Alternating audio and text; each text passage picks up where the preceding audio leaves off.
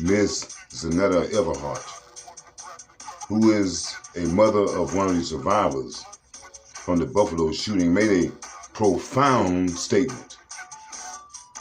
She says, America is inherently violent. My ancestors, the first currency of America, were stripped of their heritage and culture, separated from their families, bargained for on auction blocks, sold, beaten, raped, and lynched.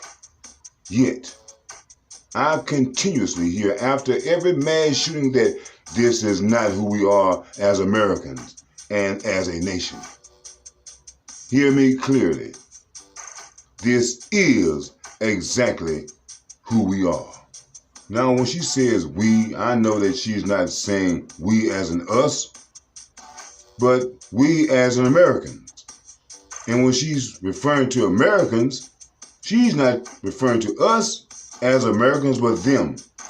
The ones that enslaved my people, the ones that sold them, beat them, raped them, and lynched them, which happen to be white people.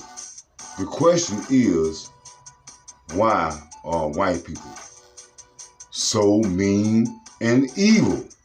Now, according to the scriptures, that's the Bible, it says, behold, a people is coming from the north country, that's Europe. A great nation is stirring up from the farthest parts of the earth. They lay hold on bow and javelin. They are cruel and have no mercy. You think about people, nations of people on this planet, who are the ones that you would consider cruel and have no mercy? White people, I hate to tell you, and I know that you hate to admit it, they are talking about you. What makes a person load up a gun and go and kill 10, 20 people? What would make a person drag a child off into the woods and kill them and mutilate them? What would make a person hate another person based solely on the color of their skin? In 2009, a 15-year-old Elissa Bustamante stabbed and strangled a 9-year-old girl in Missouri because she wanted to know how it felt to kill someone. These are Americans. People like this, these are the true Americans. When you came from Europe to the new lands, you came in being cruel and showing no mercy. What contributes to the problems here in America is that how they cover up for each other. When they find one of their own that has committed a crime, they find ways to get them off.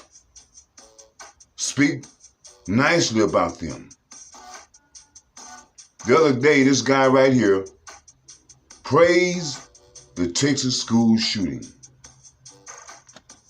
And they called him a teen, but the guy is 19 years old.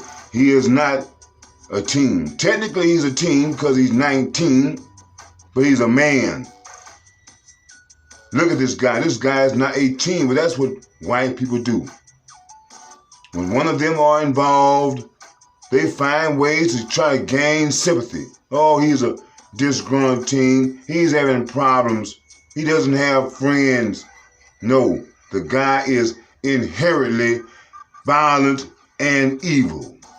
Peyton Gendron, the one that shot the 10 people at the Tops Food Market in Buffalo, what happened to him? He was able to give himself up. After killing 10 people, officers catch him with a weapon, and all he got was just arrested. No slam to the ground, No cuffs too tight, but gently put into the squad car. The shooting in Uvalde. Although they killed the shooter, I guess, because we'll never know, they allowed this man to kill. Parents said that while the shooter was inside killing children, cops were on the outside doing nothing. And the parents are very upset about that. It seems unless a white person is involved, well, there's no sense of urgency. I mean, handle it the best way you can. Duck, run for cover. Who is it that goes into these different countries and destabilizes the country? They destabilize the black neighborhoods with drugs, crack cocaine mainly. When Mrs. Anetta said that America is inherently violent, what she's really saying is that white people are inherently violent. They cannot help themselves. And if you really want to stop violence around this world, you need to stop white people. I know some idiot is going to bring up black on black crime, which there's no such thing. But for the idiots that bring that into the equation, I will say this. Association brings about assimilation. The things that you are seeing black people do is something that they learn from someone else. America is so evil, it would allow a person like Ethan Couch to get off with killing people because he didn't know what he was doing. America is so evil that they will have a white suspect that has killed people naked, attacks a police officer, and still gets taken in alive. America is so evil that no matter how heinous the crime, if you're white, they will give you your chance in court, or as they say, your day in court. America is so evil that they will shoot a black man laying on the ground with his hands up, clearly no weapons around him. America is so evil that they would use excessive force on an 11-year-old girl. America is so evil that they would shoot up a store with black people in it, looking for some suspect, and end up killing a 14-year-old girl in another dressing room. America is so evil that in their schools, they allow resource officers to beat up black girls. America is so evil.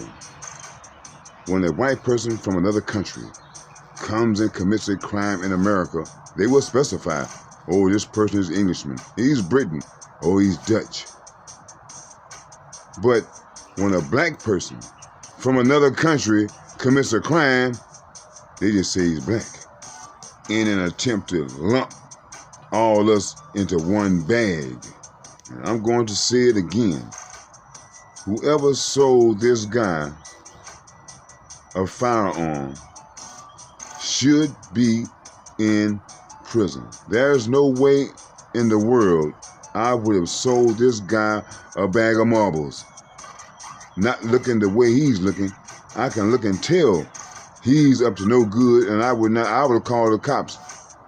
This guy came to my establishment asking about a firearm, and I'm willing to bet anything that the person that sold him the firearm was not black.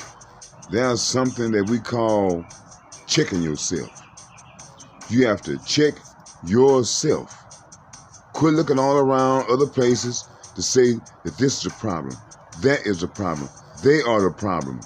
When the problems of America starts with the leadership, which are white people. White people are the problem in America.